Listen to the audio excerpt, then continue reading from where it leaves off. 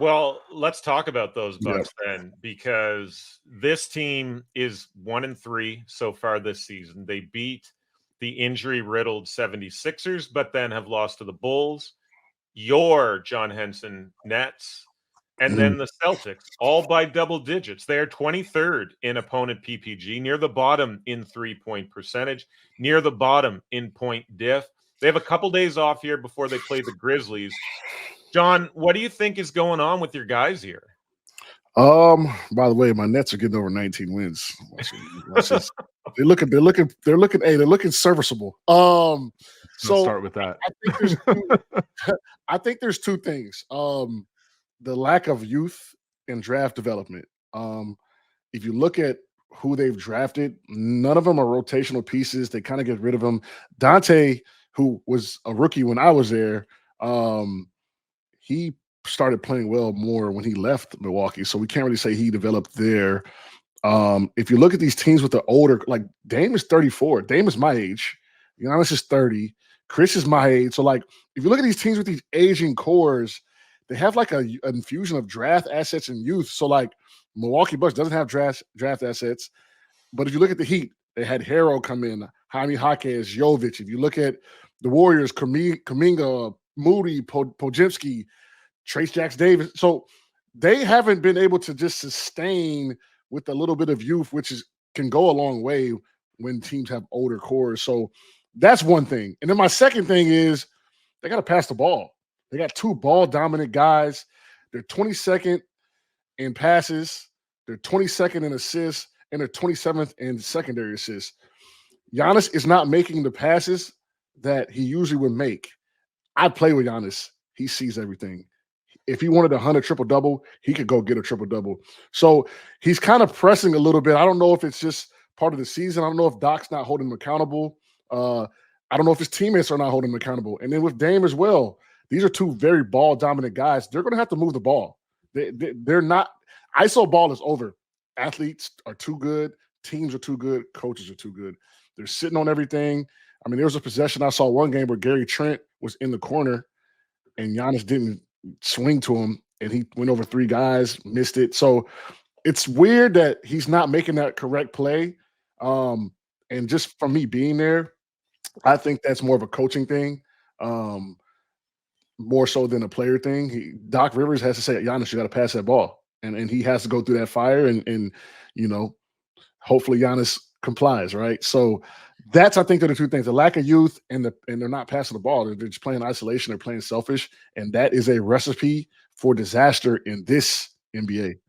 You raise a very good point with the lack of youth development, scouting, whatever the case may be with that org right now.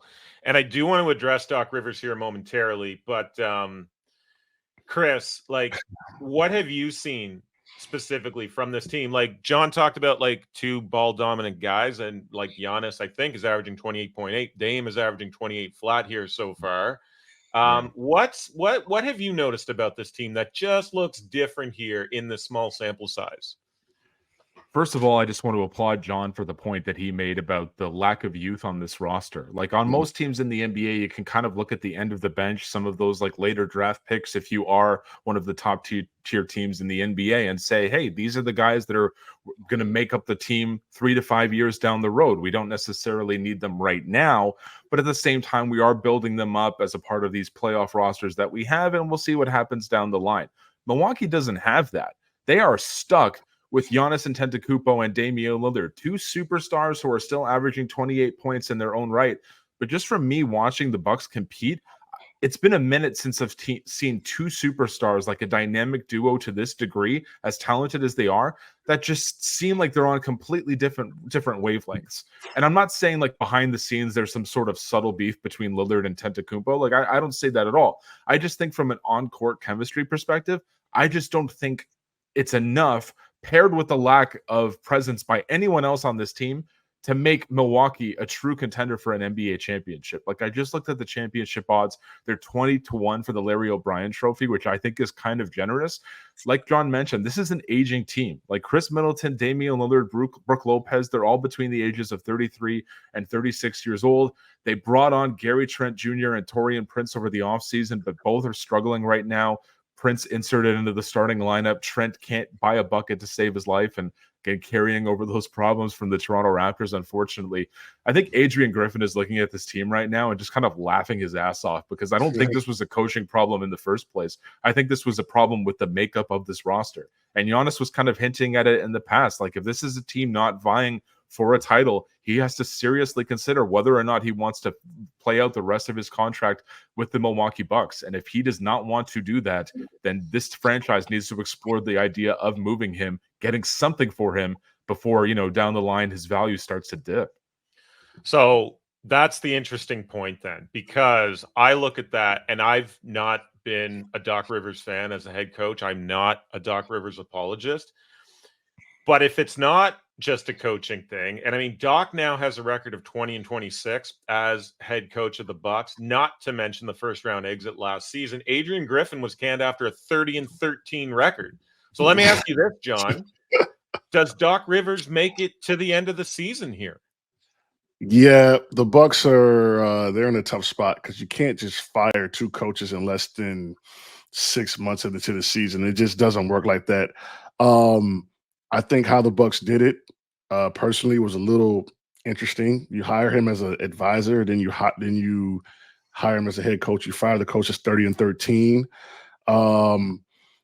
It's just a lot has gone wrong, and I love those guys. Those are my guys up there from the GM on down. So, you want to also leave an organization better than you left it. I think the Bucks are headed to a complete blow up and rebuild, which should never be the case for a team that's won a championship and had so much success. I think when Giannis leaves, they're going to probably have to go back to the drawing board because, like we talked about, they have no draft assets. They have no youth talent. They're probably going to end up doing the Cleveland Cavaliers rebuild where they blow it up and they fire sale. I was part of the fire sale. Literally, they came to us and said, hey, look, we're going to trade you for whatever we can get. Have a blast. And that's what they did. JC goes to Utah. We get Darius Garland in a trade. We get Darius Garland draft. Evan Mobley. I go to Detroit. Tristan tries to get go to Boston. Like George Hill comes to Milwaukee. That's my trade. We got Delhi. So I think that's where they're headed. Hopefully they got a couple good years left. But right now, man, the energy's down. And let me tell you something. Walking off the plane and walking outside of Milwaukee, Wisconsin, and you suck, it's not going to get any better. I promise.